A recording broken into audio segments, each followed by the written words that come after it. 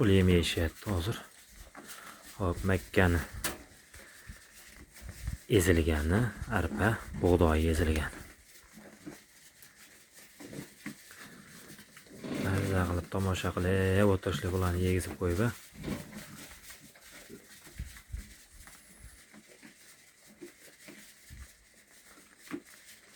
Sariq qo'y, xudoimiz ko'z tegmasin, shikilasi yaxshi o'zgaribdi.